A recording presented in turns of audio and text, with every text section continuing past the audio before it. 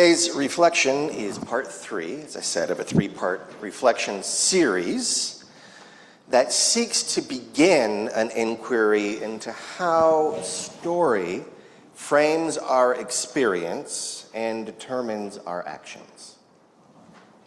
So this series is prepping us and prepping the ground for a long-term spiritual enrichment and justice program called Root and Reckon, which is an exploration of how we might reconnect with the land as a way of stepping into accountability and justice, or how stepping into accountability and justice is a way of reconnecting with the land. In the initial phase of this program, a handful of us will explore our relationship and history with the land here as individuals and as a congregation under the guidance of Bri Brennan, who we had speak here over the summer. And that handful of initial folks will then repeat the exploration with a handful of other folks. So the 5 becomes 30, and then 55, and then so on. The reconnection will rely heavily on story, both geography, history, and biology of this place and its roots, and also story as a means of interpreting those categories and areas of study. So story will be in the geography, in the history, etc., but it will also help us be aware of how we are interpreting those things. And this leads me to consider that by story here, I mean 2 things. First, there is story as biography, all the things that have happened to you and that you have done. Where were you born? Where have you lived? What happened along the way? Story as biography, the facts of life. The second aspect of story is story as a lens. Now, this aspect is more fundamental and influences the first, both in that it determines what choices you make. So the story through which you view the world determines the choices that you make and determines how you interpret those choices. So this is story as a lens. So this is less about biography than it is about framing or lensing. It is the lens through which you view and understand and engage in the world. So story as biography is the closest to hand. It's important, but it is a function of and dependent on the deeper understanding of story as lens. So that's where I really want to focus a little bit. Both operate on the individual level, the community level, and the paradigmatic level. And the first 2 reflections in this series were about our story as individuals, and then our story as family member. So what is your story? Then what is your ancestral story? And today, we wonder, what is the land's story? What is the story of this region, this land? And interestingly enough, as I began to look into that, I discovered that for most of its geological history, most of this land was sea. For most of Earth's 4.5 billion years of existence, we were underwater. Until about 300 million years ago, this land was also below the equator. So Colorado came to look like a series of islands. And then 280 million years ago, the waters receded, and Colorado was a vast dune desert. 30 million years later, that's all, 30 million years, the original Rockies were worn flat. There were Rockies before these Rockies. Colorado then was a lowland area. And then 28 million years ago, so I just skipped more than 200 million years, the La Garita caldera eruption was one of the largest volcanic events in the history of this planet. So the silver and gold and other minerals that were coveted by Europeans and brought Europeans en masse here was due to that kind of igneous activity between 40 and 10 million years ago. 18 million years ago, Colorado was flat until the uplift from the Rio Grande Rift elevated the region, and then water erosion carved the uplift into the rugged ridges and valleys that we call the Rockies. In 18 million years, they still have not won the World Series.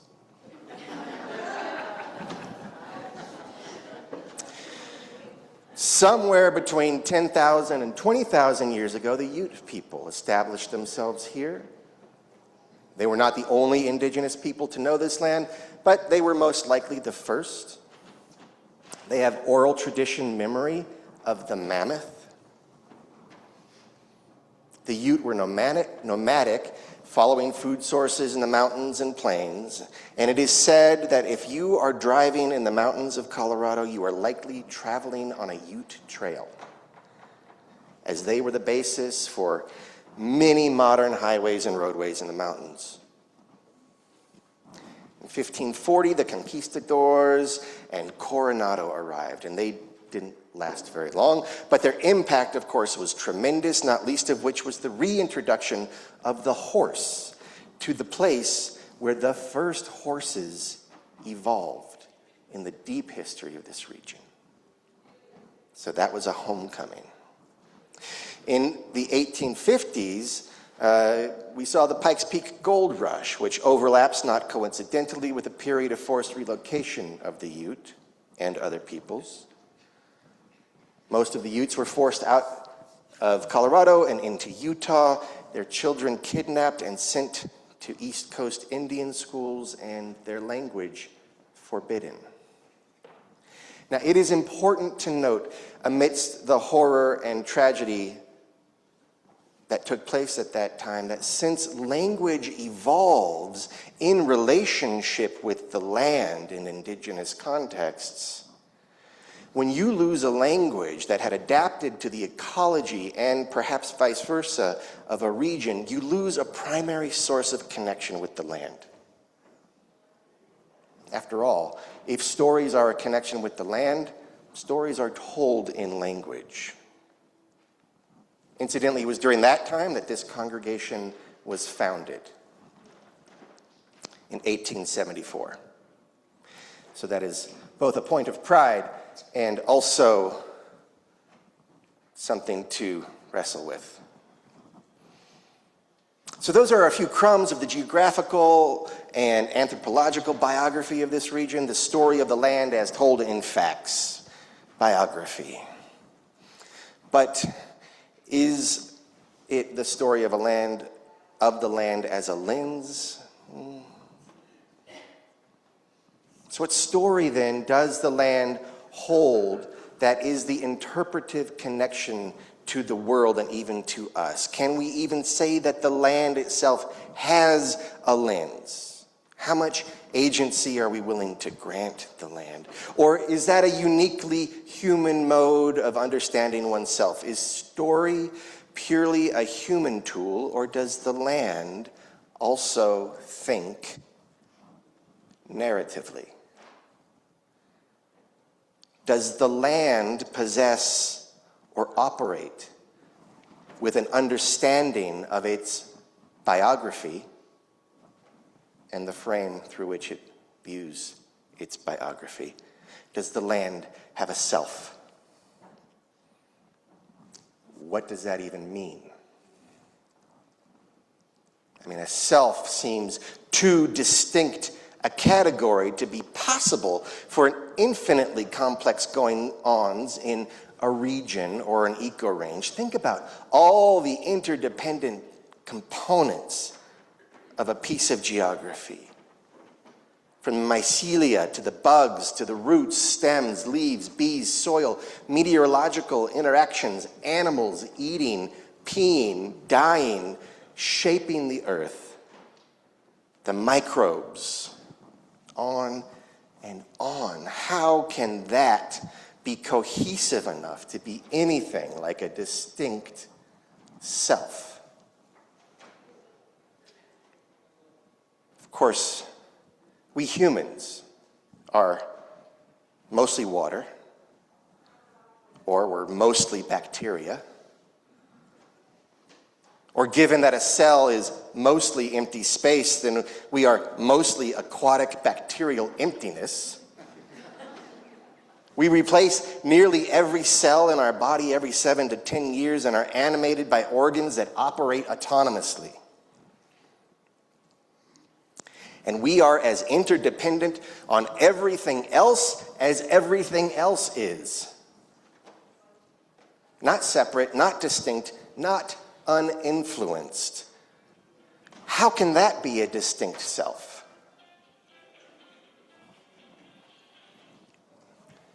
Is it the land calling? Maybe. Not yet. Wrong number. And yet it feels very much, of course, like we ourselves. So does a riverbank then perhaps feel as though it is a self? We may think of it as having personhood, and in fact, legally, that's a status that is growing in acceptability. But does the riverbank understand itself that way? Recall, if you will, the reflection from a few weeks back where we considered how the mycelial network beneath our feet is both an example of and metaphor for transformative interdependence, and how in function and form that fungal network resembles in some ways a neural network. And we imagined how walking through a familiar and beloved bit of ecology, like the one that you called to mind earlier, was like walking through a mind. A mind. I suppose even if something has a mind, it does not necessarily mean that it thinks like we do. Even if we grant it a kind of cohesion that leads to identifying as a self, that does not necessarily mean that it thinks narratively. Though we hold out if we hold out the possibility that the community of communities within a larger community that is an eco-range, the community of communities within a larger community that is an eco-range, if we grant that that has some sense of self-identity at all like we do, who are also community of communities within larger communities, then we must hold out the possibility that it does have a sense of narrative, as identity is a narrative. So that sounds really far out, that the land has an identity and a story about itself. But maybe it's we who think it sounds far out who are actually far out. Maybe when it comes to understanding how the land understands, it is we, children of the Enlightenment and materialism, we are the epistemological outliers. So, big word alert, epistemology is the study of how we know things. We moderns, very broadly speaking, know things through separating them, atomization, and isolation. But many cultures throughout our history as a species have instead understood things through connection, interdependence, and story. So the mythologist Martin Shaw says that there is an old way of thinking that understands that the land communicates in the stories that we tell. Now, I don't know that he means that the land is telling a story exactly, but rather that story is the medium of communication between land and humans. It is how we connect to anything. Story is how we hear the land. It's not the only way that we do so, I guess, but it is an important one. And it has been, by and large, in this eco-range at the foot of Sun Mountain, annihilated. For thousands of years, thousands of years, the language that this land here worked through was Kaiba. I don't know if I'm pronouncing that correctly, forgive me if I'm not. It's the dialect of the Southern Ute. And that, of course, is a dialect within a larger language family. And that language was all but wiped out. And I'm not sure how earnestly the language that replaced it, which is our language, has listened to the land. So what is the story of this land? What story sticks and grows here? Is it the Christian nationalist story? Is it the American story? Older stories from Europe or elsewhere. After all, stories travel like humans travel, and like humans, they sometimes find home far from their origin. Sometimes the people with whom the story traveled with, they move on, but the story stays.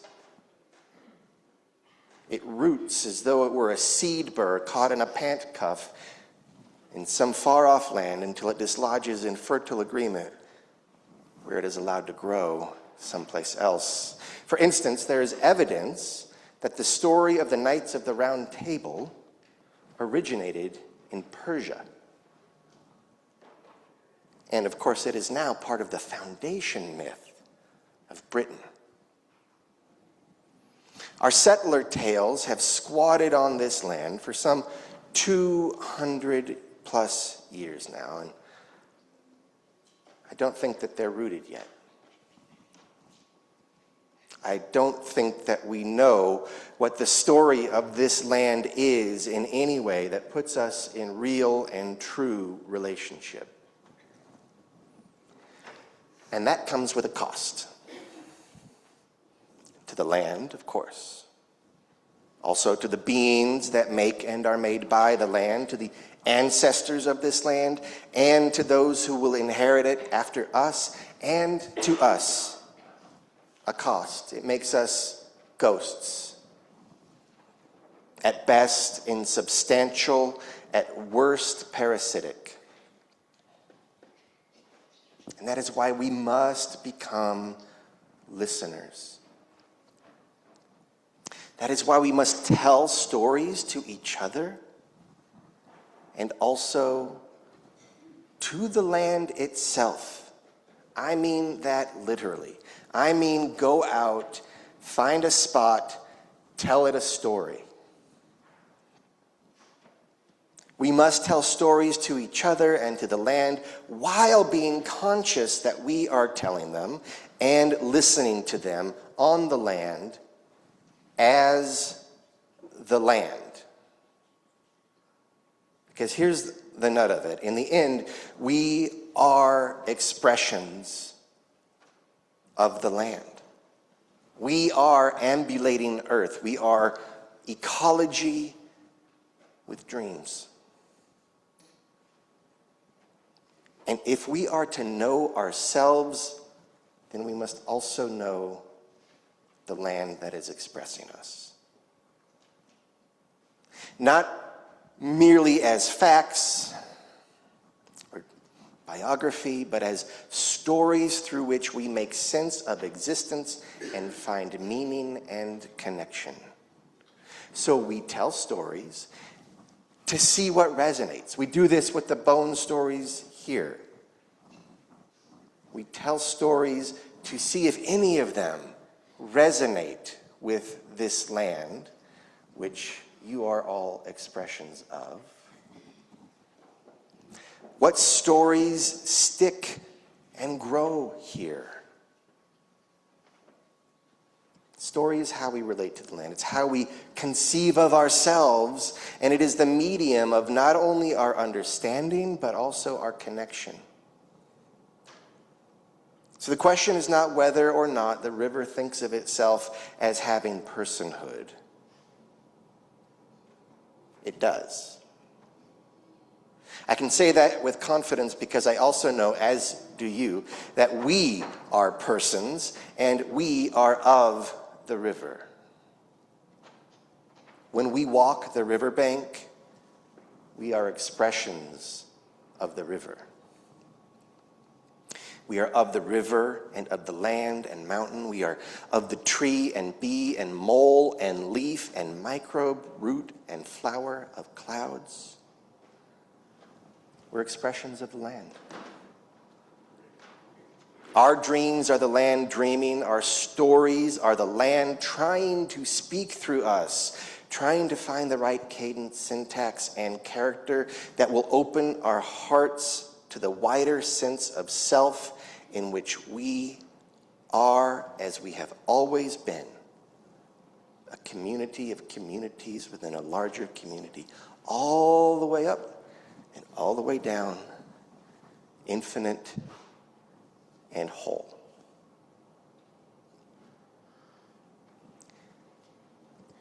And that we might know it.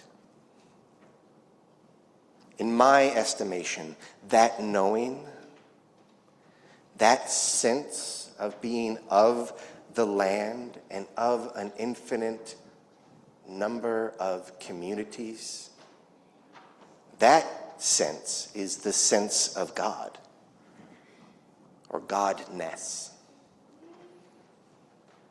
So what is the land story? It's no small question. It is the same question, in fact, as who are we?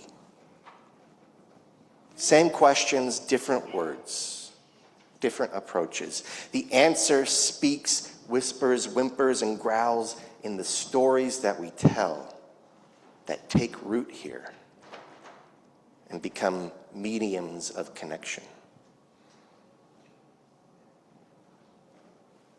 It seeks our attention, the land does, in beauty and tumult, in allure and warning. When we establish that connection and ask that question, who are we? The answer comes in infinite stories and in one story. Who are we?